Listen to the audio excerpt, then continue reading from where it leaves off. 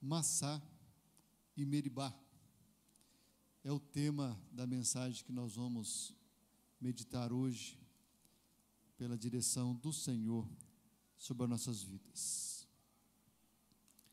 O texto da palavra do Senhor vai nos dizer o seguinte, está aqui, se você quiser acompanhar, você vai poder ver aqui em cima, ok?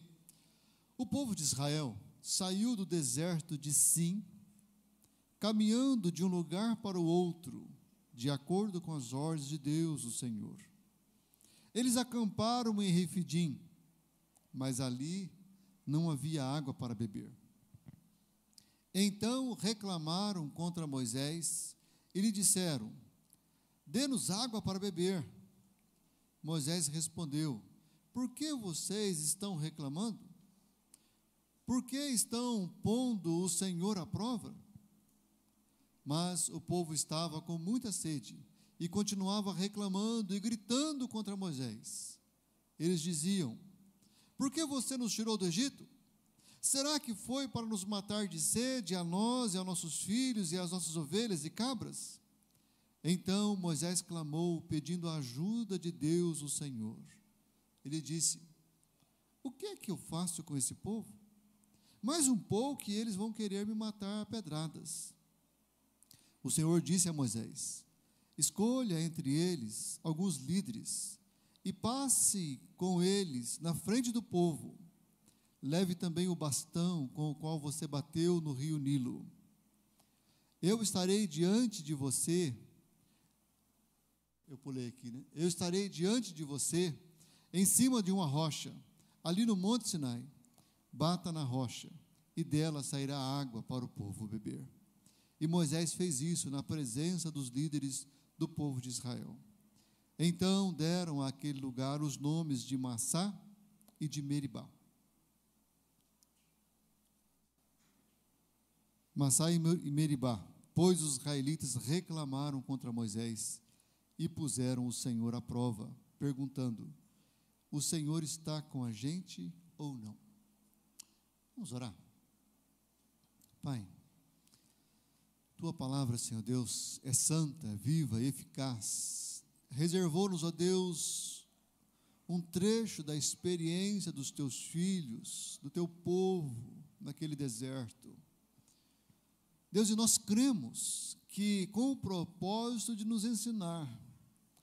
Por isso, Senhor Deus, pedimos agora que o Senhor ilumine as nossas mentes, os nossos corações, e que o Senhor aplique, ó Deus, esta palavra, trazendo, ó Deus, libertação, dando-nos graça, Senhor Deus, de aprender com os erros dos nossos antepassados, dos nossos irmãos, e a viver de maneira agradável, glorificando o Teu nome, Pai. Oramos assim, Deus, em nome do Senhor Jesus. Amém. Esse episódio, que é conhecido como Massá e Meribá, ele é um episódio emblemático no povo de Israel. Isso ficou marcado na história do povo de Israel. Nos Salmos, por 3 vezes, os salmistas citam Massá e Meribá. Esse período, esse dia, esse tempo em que o povo de Israel pecou contra o Senhor, reclamando e também pondo à prova o Senhor. O salmo que a Amanda leu no começo do culto, Salmo 95, é um destes salmos que cita a experiência de Massá e Meribá. O Salmo 95, ele faz um convite, ele é um convite. Nós sempre gostamos de ler o Salmo 95, os pastores gostam de ler o Salmo 95 na abertura do culto, porque é o convite à adoração. Na liturgia reformada, isso faz parte da liturgia reformada, convidar a igreja à adoração. Mas ele diz assim: mas hoje, se ouvirdes a sua voz, não sejam rebeldes, como o povo de Israel no deserto, em Massá e em Meribá, quando eles se rebelaram, quando eles endureceram o coração. Eu sei que muitos aqui estão pensando assim: eu não tenho esse problema, eu não sou reclamão, eu não sou reclamona, e eu nunca coloquei Deus à prova. Mas eu gostaria de convidar você a olhar um pouquinho abaixo da superfície, um pouquinho abaixo da mera semelhança do que os israelitas fizeram. Porque está na raiz deste espírito de reclamação e de prova, que prova o Senhor, o descontentamento. Então, eu poderia perguntar para você assim: você realmente não é alguém que reclama e que coloca Deus à prova? Então, você é alguém que pode dizer, como o apóstolo Paulo: eu aprendi a estar contente em toda e qualquer situação? Se você puder dizer para mim que você realmente aprendeu a estar contente em toda e qualquer situação, eu vou acreditar que você não é alguém que é atacado ou está sujeito, suscetível ao espírito de Massá e Meribá. E aí? E aí? Você pode dizer: pastor, eu já aprendi a estar contente em toda e qualquer situação. O patrão abaixou o salário, estou contente, porque eu sei que é o Senhor que está comigo, estou de boa. Estou doente, estou contente, porque eu sei que eu tenho os propósitos de Deus, Deus faz com que todas as coisas cooperem para o meu bem. Jesus foi tentado por esse espírito de Massá e Meribá. Lá na tentação no deserto, o diabo falou assim: se você é filho de Deus, porque este espírito de Massá e Meribá, ele diz assim, contemporaneamente, nós dizemos assim: mas por que Deus está fazendo isso? Eu tenho procurado fazer tudo certo, né? Você já falou isso alguma vez? Mas eu não entendo por que Deus está permitindo que eu faça isso, eu já orei tanto. Porque o povo diz assim: será que Deus está realmente no nosso meio? Será que Deus realmente está no nosso meio? É este espírito de Massá e Meribá. Então, antes de você se sentir confortável com o pensamento que lhe diz: você não tem problema com reclamação e nem coloca Deus à prova, antes de você aquietar o seu coração e achar que essa mensagem não é para você, pergunte-se: eu posso dizer de maneira sincera o que Paulo disse? Aprendi a estar contente em toda e qualquer situação. Se você não pode dizer isso, essa mensagem é para você. E a pergunta que nos leva a soluções para vencer este espírito é essa que está aí. Como vencer este espírito? Que espírito? Este espírito reclamão, este espírito que fica colocando Deus à prova, este espírito que fica tentando fazer coisas para de fato Deus mostrar que nós somos os seus filhos amados, que fica colocando Deus na parede. Senhor, o Senhor fala que, né, e aí o Senhor não está cumprindo a tua parte. Eu gostaria de, à luz do texto e do contexto do povo de Israel, sugerir algumas saídas para nós vencermos este espírito de reclamação, este espírito que coloca Deus à prova e que muitas vezes está presente em nós, ainda que de maneira disfarçada, através do descontentamento com o Senhor.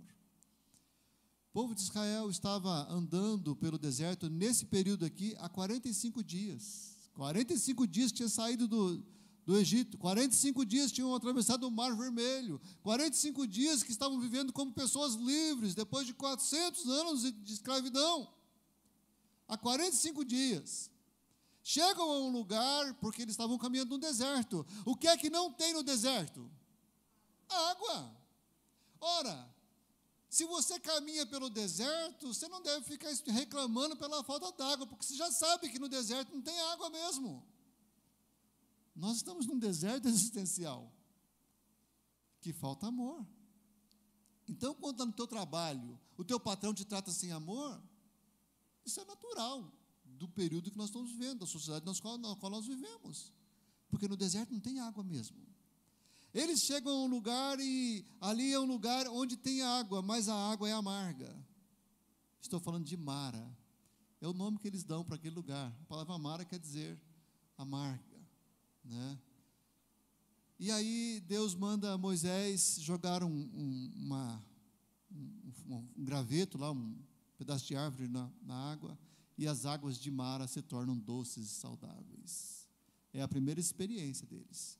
Eles caminham um pouco mais pelo deserto e logo sentem falta do quê? Água. Chegam a Elim, e lá Deus também faz brotar água e sacia a necessidade deles. Um pouquinho adiante, eles começam a reclamar, porque além de não ter água, agora também não tem pão e não tem carne para eles comerem. Eles começam a sentir saudade do Egito, e eles começam a reclamar. E o que Deus faz? Deus, então, faz com que venha um bando de codornas, né? Codornas gordinhas, com aquelas coxas rechuchudas, né? E aí eles comem codorna à vontade. E a partir daquele dia, a partir daquela ocasião, todas as manhãs, amanhece no arraial do povo de Deus, onde eles estavam acampados, amanhece uma coisa branca, como se fosse uma semente, e eles colhem aquela coisa branca e podem transformar aquela coisa em pão, e eles dão o nome de maná. E ali Deus dá uma ordem específica para eles, que cada um devia de colher 2 litros por dia, por pessoa, e não deviam colher mais do que isso, mas eles não obedeceram, né? Quando viram aquela fartura de pão, eles colheram mais. No dia seguinte estava com bicho, né? Deus ficou bravo com isso, ficou chateado com esse povo que não obedecia, não confiava nele. Mas o povo está vivendo esse contexto. Sentem sede, Deus dá água. Sente fome, vontade de comer carne, Deus dá pão. Deus supre as necessidades.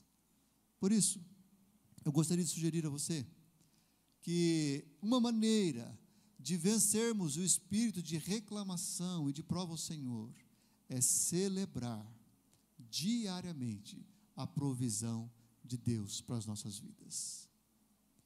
Porque esta é a função do maná. Esta é a função do maná. O maná, ele caía diário, todos os dias ele caía, e somente no 6º dia é que podia pegar 2 porções, né? Amanhã de manhã vocês verão a glória do Senhor, pois o Senhor ouviu as reclamações de vocês contra ele, e foi contra ele, não contra nós, que vocês reclamaram, pois afinal de contas, quem somos nós? Moisés vai falar para o povo quando chega o maná. O maná, ele caía dessa maneira, para que o povo aprendesse que é diariamente que Deus cuida de nós. Nós vivemos em tempos em que nós fazemos a compra uma vez por mês, ou uma vez por semana. Nós perdemos um pouco essa percepção de que o cuidado de Deus é diário. O cuidado de Deus é diário sobre nossas vidas.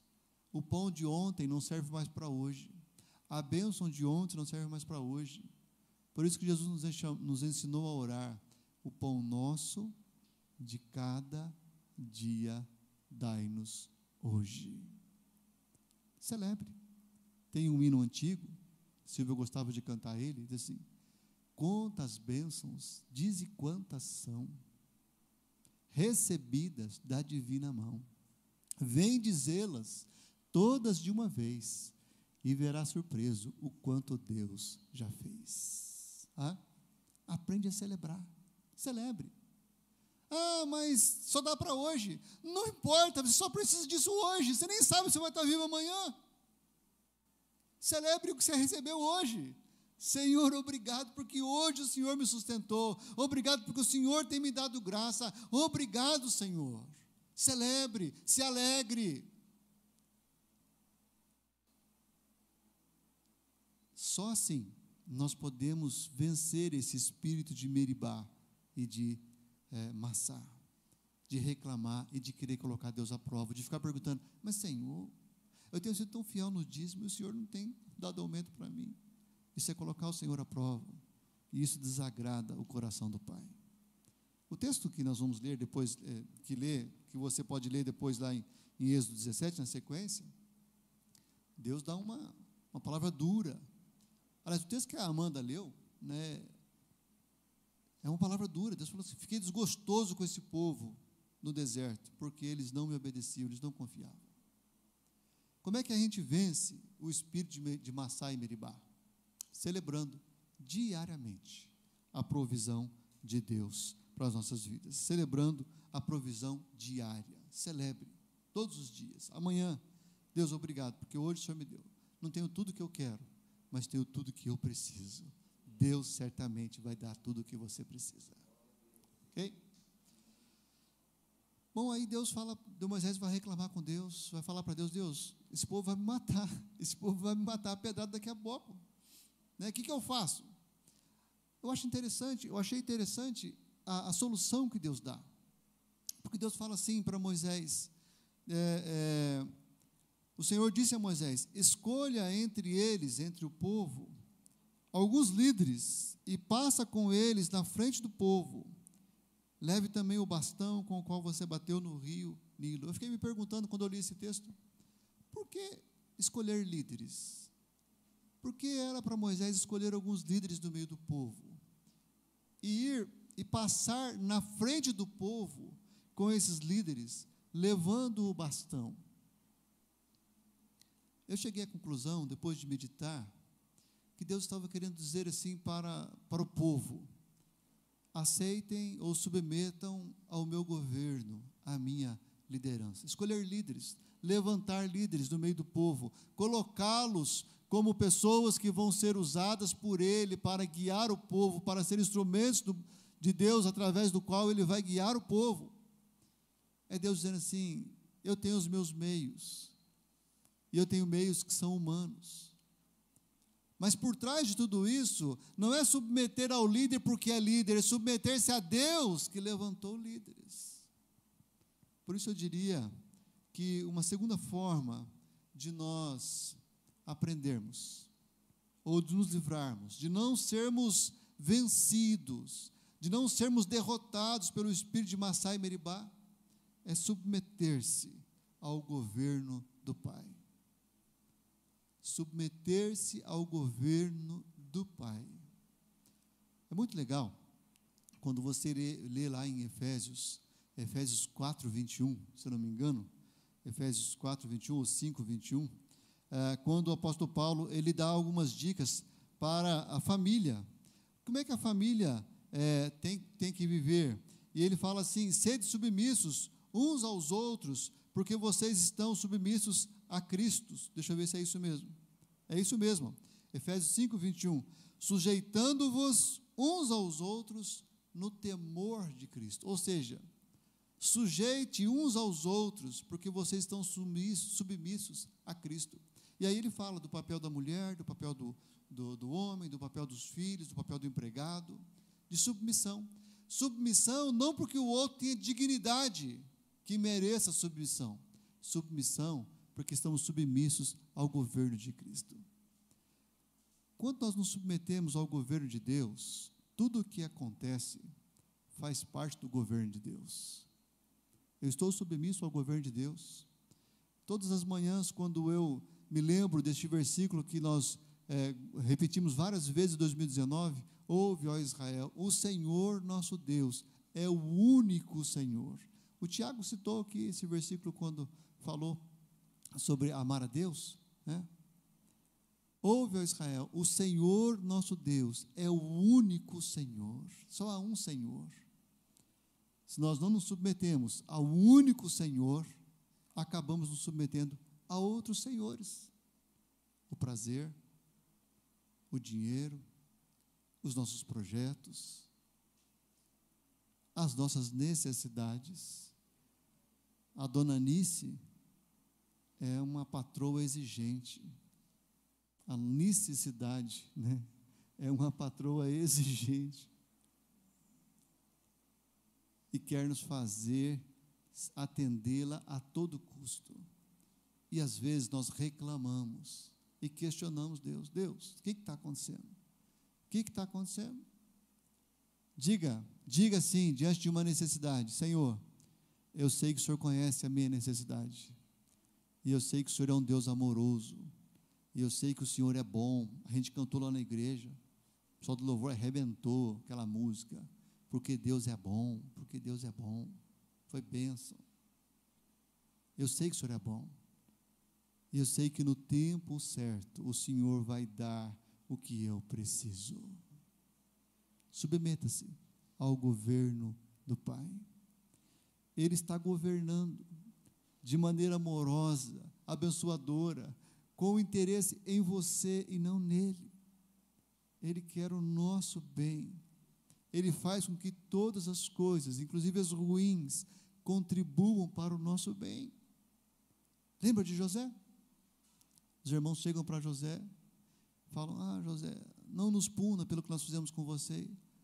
José fala assim: não foram vocês que me mandaram para cá, foi Deus que me mandou para cá antes de vocês, para preservar a vida de muita gente.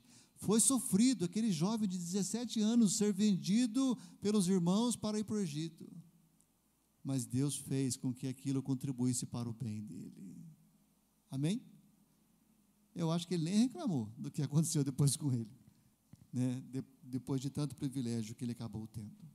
E para encerrar, irmãos e irmãs, como mais nós vencemos o Massá, o espírito de Massá e de Meribá? Confie no cuidado de Deus.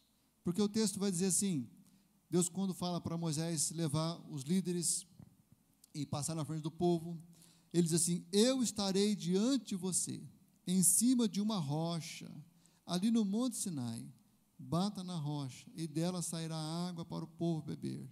E Moisés fez isso na presença dos líderes do povo de Israel.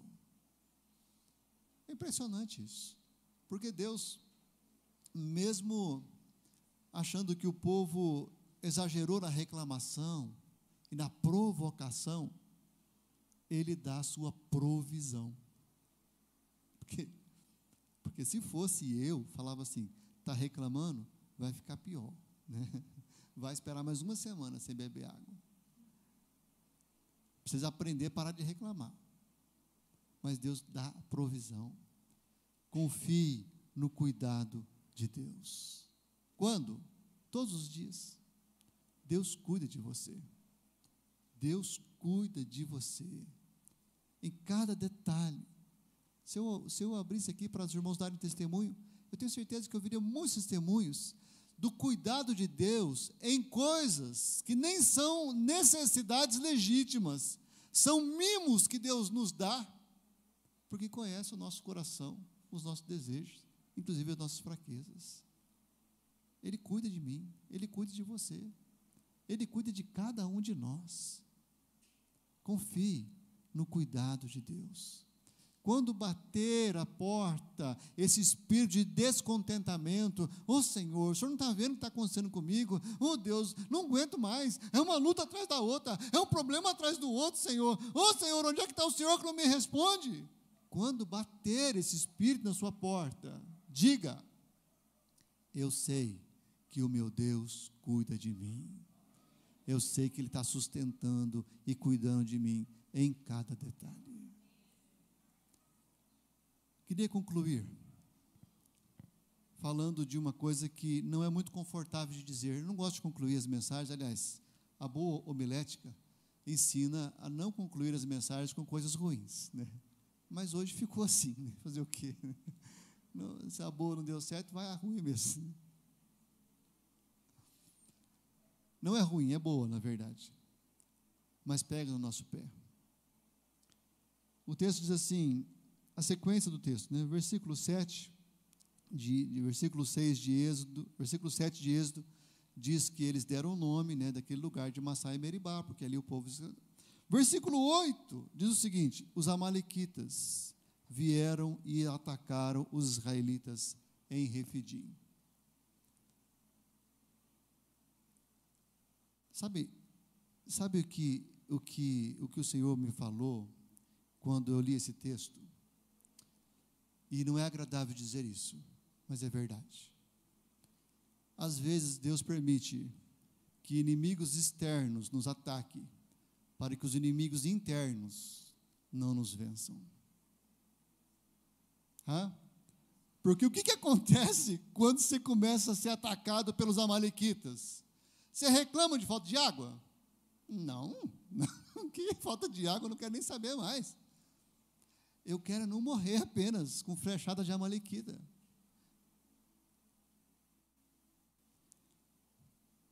Um mal maior faz com que os males menores sejam reduzidos à insignificância. Você está reclamando porque está com a unha encravada. De repente aparece a suspeita de câncer. Você esquece da unha encravada. Eu não sei se você leu, no último domingo, a devocional que eu publiquei no boletim. A devocional que eu publiquei no boletim dizia assim: inimigos ou feras.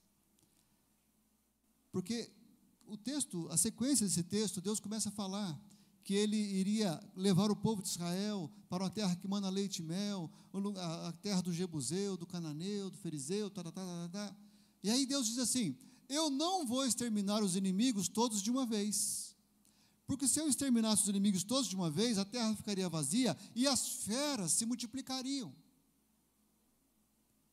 Ou seja, Deus permite que alguns inimigos continuem na esfera, na nossa terra prometida, na esfera onde Ele vai nos abençoar. Ele permite que os inimigos continuem para o nosso bem, para que as feras não venham dominar, não venham crescer. Feras estão dentro da gente. Pare e pense. É muito comum que quando o crente está bem, é muito comum casamentos, é muito comum ouvir assim, casais que venham procurar a gente depois de um adultério, por exemplo. E aí essa fala é muito recorrente. A gente estava tão bem, estava tudo tranquilo, era a nossa melhor fase. Então não estava tendo problema, né? Aí as feras internas, as feras que habitam o nosso interior, porque Jesus diz que é do coração do homem que procede os maus desígnios, os roubos, os adultérios, é do coração da gente, elas crescem. Os inimigos externos não estão nos fazendo temer, essas feras crescem dentro do nosso coração e às vezes acabam nos dominando. Os teus maiores erros foram cometidos em que períodos? Os seus maiores pecados, os pecados que mais te envergonham, foram cometidos em que períodos? Tempo em que você estava orando e jejuando para que Deus te desse vitória, para que o seu filho saísse das drogas? A maior parte do tempo não é assim. É na hora que está tudo tranquilo, estava ganhando um bom salário, está de boas na vida, aí vacilou, né, e pisou feio na bola. Inimigos nos atacando é uma boa maneira de Deus tirar da nossa boca e do nosso coração o espírito de reclamação e de prova do Senhor. A lógica vai me dizer o seguinte: se eu não tiver esse espírito de reclamação e prova, o Senhor não precisa de enviar inimigos para me fazer aprender a não reclamar, porque eu já aprendi. E como que eu aprendi? Celebrando diariamente as suas provisões, submetendo-se diariamente ao seu governo e confiando diariamente no seu cuidado. Vamos orar? Pai, obrigado, Pai. Obrigado, porque o Senhor é um Deus que cuida de nós. No deserto da vida, no meio dessa sociedade, Senhor Deus, que tem relacionamentos que relacionamentos secos, relacionamentos sem vida, sem alegria, sem paz, sem amor.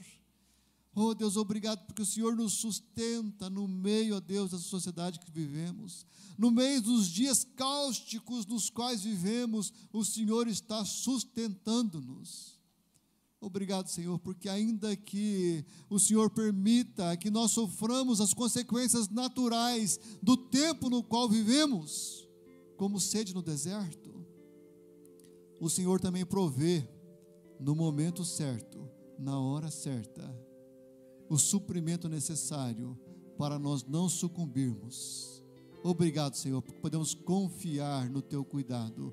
Obrigado porque diariamente, ó Deus, a Tua misericórdia, que é a causa de nós não sermos consumidos, é renovada sobre as nossas vidas. Obrigado, Senhor Deus, porque o Senhor tem cuidado de cada um de nós, os Teus filhos e filhas. Não tem faltado saúde, não tem faltado trabalho, não tem faltado nada. Ó Deus, obrigado. E nós clamamos, ó Deus, pedindo que o Senhor nos ensine. Ó Deus, nos ensine a ser gratos, nos ensine o segredo do contentamento, para que, ó Deus, em nossos corações não haja espaço, não haja lugar para este espírito de Massá e de Meribá, para este espírito que reclama, para este espírito que coloca o Senhor à prova. Sim, ó Deus, ensina-nos a estar gratos com aquilo que o Senhor tem nos dado, a celebrarmos diariamente as pequenas vitórias e o pequeno cuidado do Senhor. Ensine-nos, ó Deus, a confiarmos no Teu cuidado, a submetermos-nos, ó Deus, ao Teu governo, para que não seja necessário ter em nossas vidas, ter em nossas famílias, inimigos externos, que venham nos fazer esquecer deste espírito de reclamação. Oh Deus, tem misericórdia de nós, e abençoa-nos, porque nós precisamos de Ti, Pai. É isso que Te pedimos em nome do Senhor Jesus.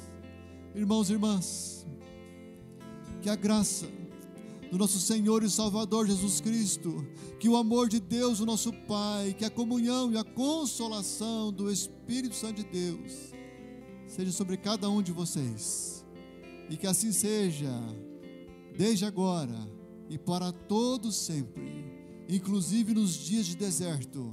Que assim a bênção do Senhor vos acompanhe, assim eu os abençoo, em nome do Pai, do Filho e do Espírito Santo de Deus.